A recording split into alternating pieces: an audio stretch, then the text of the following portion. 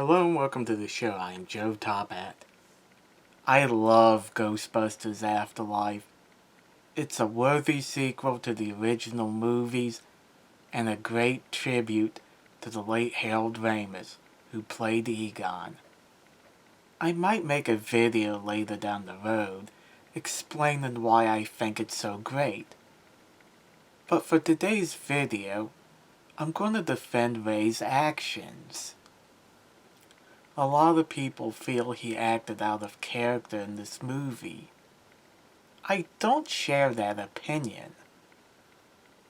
So in today's video, I'm going to defend Ray's actions and why he didn't act out of character. Let's begin. A quick recap for those who haven't seen the movie.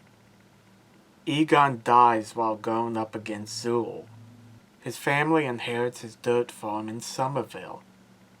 Everyone in Somerville thought he was crazy, referring to him only as the dirt farmer. Phoebe, Egon's granddaughter, learns about his past and starts to realize he wasn't as crazy as everyone thought. After landing herself in jail, Phoebe contacts Ray at his occult bookstore. The moment she mentions Egon's name, Ray says something that shocked everyone. Egon Spangler can rot in hell. In my wildest dreams, I never thought I would hear Ray say that. He and Egon were so close. Why would he say that about his best friend? It goes back to when they were still busting ghosts. At first, business was booming. Then it started to slow. It got so bad that they would be lucky if they got one call a week. Then Egon started to turn away customers because Gozer was coming back. Ray didn't believe him. Then one day, Ray shows up to work and found that Egon took Ecto, his proton pack, all the traps, and left, thus ending the Ghostbusters for good. 10 years later, Ray gets a call from Egon about Gozer. He still refused to believe him, thus leaving Egon to face Gozer alone, leading to his death. Now before I explain why I don't think he acted out of character, I have to go over who Ray is as a character. I realize many of you watching this video are fans of the Ghostbusters and already know who Ray is. Please bear with me, I do have a point. Okay, let's go over Ray's character traits. He's kind. He's passionate about the supernatural, he's intelligent, and he's childlike. All these traits are still displayed by Ray in Afterlife. Ray showed he's still kind by listening to a complete stranger tell him about her problems. He could have easily hanged up on Phoebe at any time. He's not a lawyer after all. Yet he was willing to take time to listen. That's a very nice thing to do. Ray still has his occult bookstore that's only still open because Winston pays the rent. If that doesn't show he's still passionate about the supernatural, I don't know what does. Ray got Peter and Winston to come back with him to Somerville. That's a smart move. Finally, Ray is a huge fan of podcast. He acted like a little kid when he was talking to podcast about it. All this proves he's still the Ray we know and love. But Joe, Ray didn't believe Egon about Gozer coming back. That is totally out of character. You'd think that after fighting Gozer and Vigo together, Ray would have more trust in his friend. Egon is the smartest Ghostbuster, so it's stupid not to believe him. Did you guys fall asleep during Ray's exposition? Their business was on the decline. Things were so bad, they were lucky if they got one call a week. Ray would have been under a lot of stress at that time, trying to keep Ghostbusters afloat. The guy mortgaged his house to start the business, so of course he would care.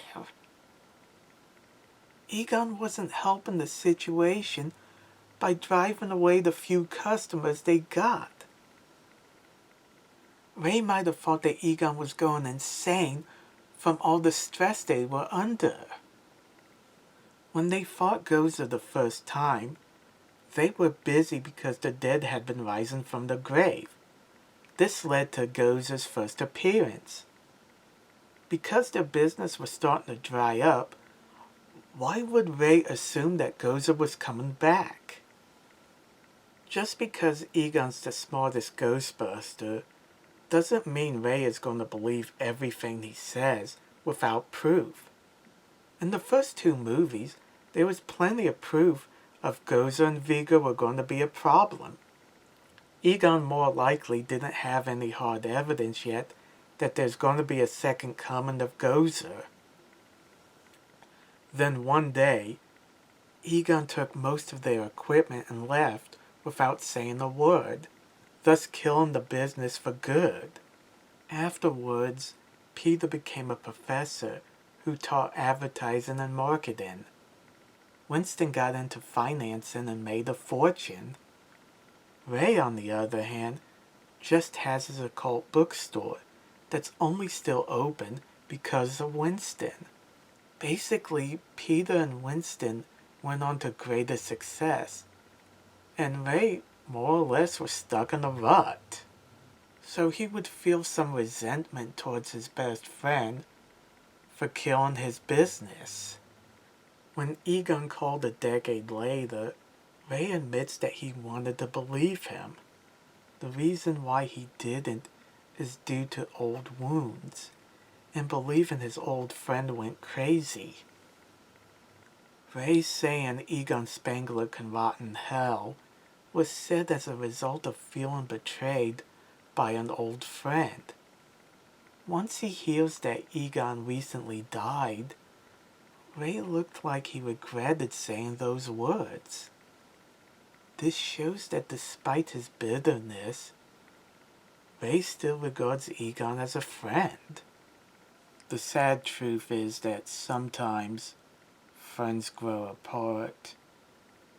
We all like to think our friendships will last forever, and in some cases they do.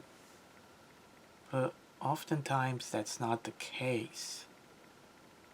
Ray and Egon were at a stressful time in their lives, and they responded to it differently because they are different people.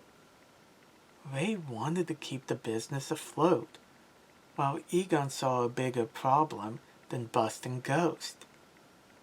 It's sad that things turned out the way they did, but that's life. Phoebe basically tells Ray that Egon had been right all along.